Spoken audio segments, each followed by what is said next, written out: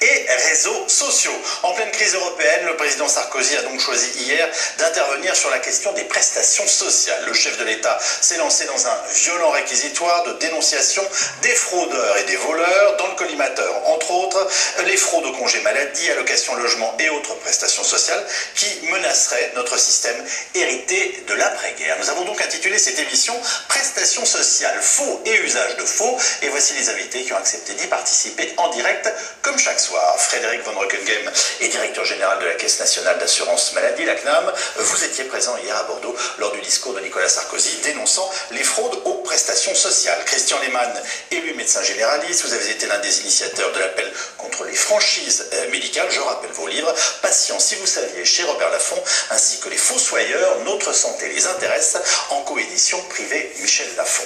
Jean-Emmanuel Ray, lui, professeur de droit du travail à l'Université Paris 1, où il dirige le master développement des ressources humaines. Vous enseignez aussi à Sciences Po, et je rappelle votre ouvrage de référence, Droit du travail,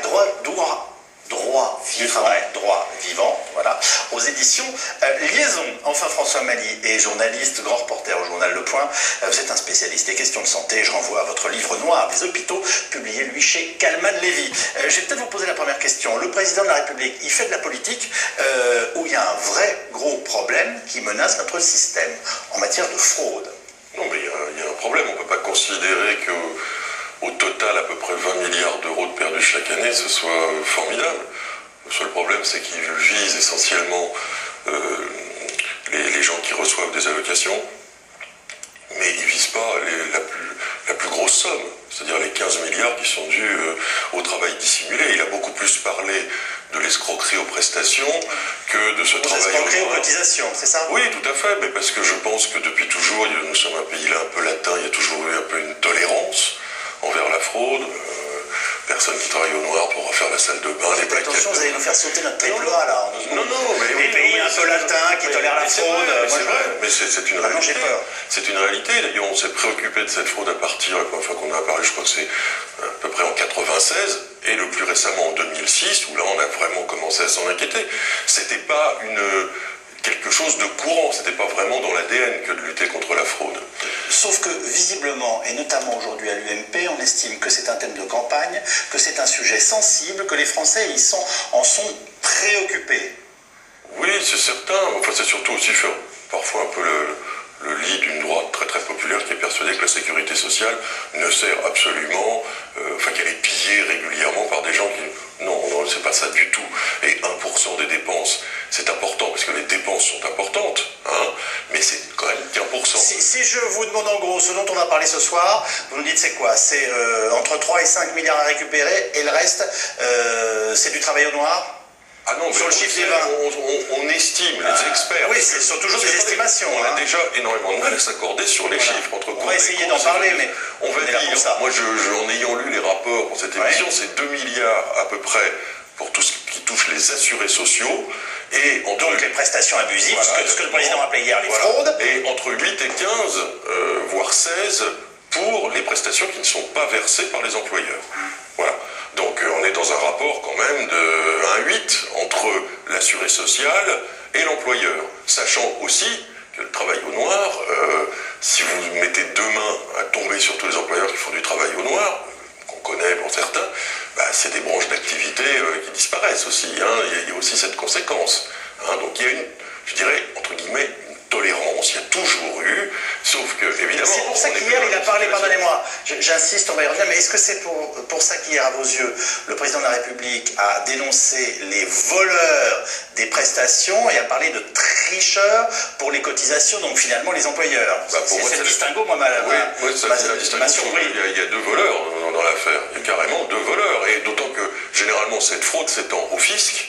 Hein, elle ne se limite pas quand on fraude, quand on ne déclare pas ses salariés. Généralement, on est aussi un fraudeur pour le trésor public. Donc c'est une fraude qui s'additionnent.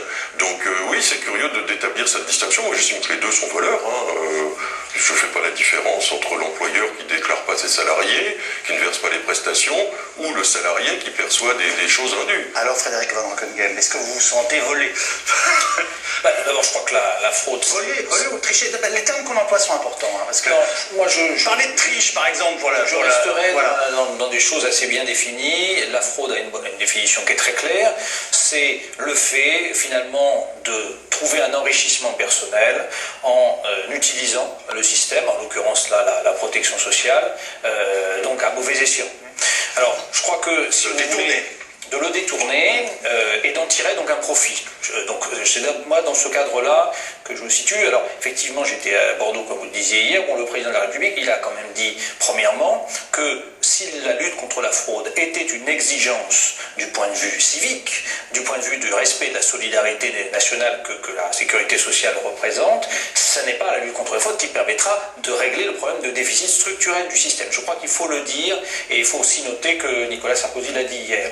Alors, est-ce qu'on n'est plus laxiste avec certaines... Il a dit aussi que le système était menacé, donc c'est pour ça que, même si vous voulez, ces paroles, elles créent la confusion et elles font débat, vous le savez, notamment débat politique. On est en campagne présidentielle, il l'est aussi, lui, de fait, sans être encore déclaré, voilà, et puis ça nous concerne et ça nous touche tous. C'est vrai qu'il a dit que le système était menacé, mais moi ce que j'ai compris qu'il disait, c'était d'abord un grand plaidoyer pour la nécessité de le réformer. En s'appuyant sur les évolutions démographiques, le fait qu'il y ait 4 cotisants pour un retraité dans les années 60, que ça a été divisé par 2, etc. Il y avait le premier temps de son expression qui était sauver le système, ça n'est pas rester immobile, c'est le réformer. Et puis effectivement il y a eu un deuxième temps qui tournait autour de la lutte contre la fraude et l'amalgame, le rapprochement peut-être fait un peu rapidement, peut-être d'ailleurs n'était-ce pas totalement innocent. Je vois un peu de malice dans votre regard. Ceci étant, la fraude, je crois on ne peut pas nier qu'elle existe aujourd'hui même.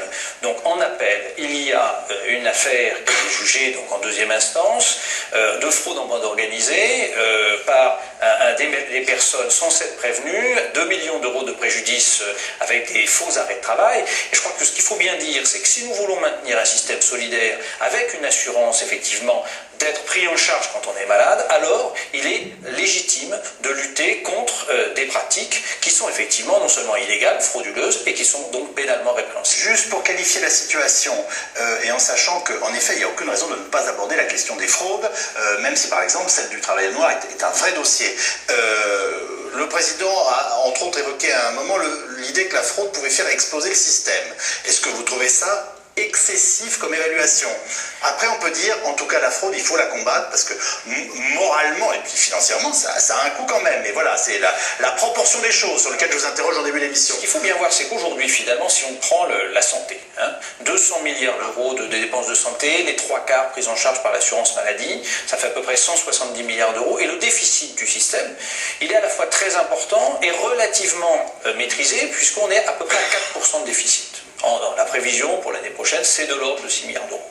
Alors quand on estime à 1% le potentiel de fraude. Je crois que ce chiffre, il est à peu près, dirons, le plus, celui qu'on connaît le mieux, mais par définition, la fraude, c'est ce qu'on ne connaît pas, parce que si on la connaissait, évidemment, on saurait la compter. Donc, mais si on dit c'est 1%, on voit qu'on est dans l'ordre de grandeur du déficit. Et clairement, je crois, ce phénomène, qui est qu'à la fois c'est quelque chose qui en pourcentage est vraisemblablement faible, mais qui en montant financier est néanmoins important parce que les masses financières totales sont très lourdes, et qui est du même ordre de grandeur d'une partie du déficit. Mais ce qu'il faut bien comprendre, c'est que le système il est en danger, pas seulement parce qu'il a un déficit aujourd'hui, mais parce que nous avons des difficultés à maîtriser l'évolution des dépenses au regard des recettes que nous recevons chaque année. Sauf que la redistribution sociale, et on peut s'en louer, c'est quand même le tiers de la richesse produite chaque année dans ce pays. Donc on parle quand même, il y a des enjeux, je veux dire. Non, mais attendez, qui est un enjeu majeur de lutter contre la fraude et le travail illégal. qui, effectivement, privent de ressources le système social.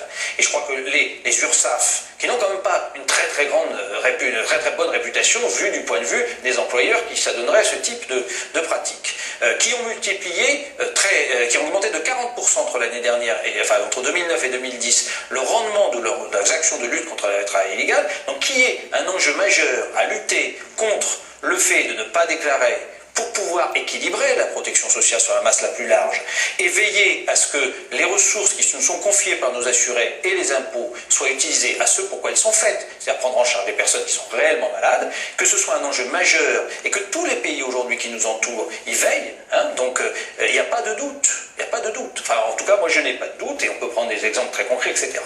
Donc, maintenant, il est clair que sauvegarder le système, ça n'est pas uniquement avec la lutte contre la fraude qu'on pourra le faire, mais elle est nécessaire.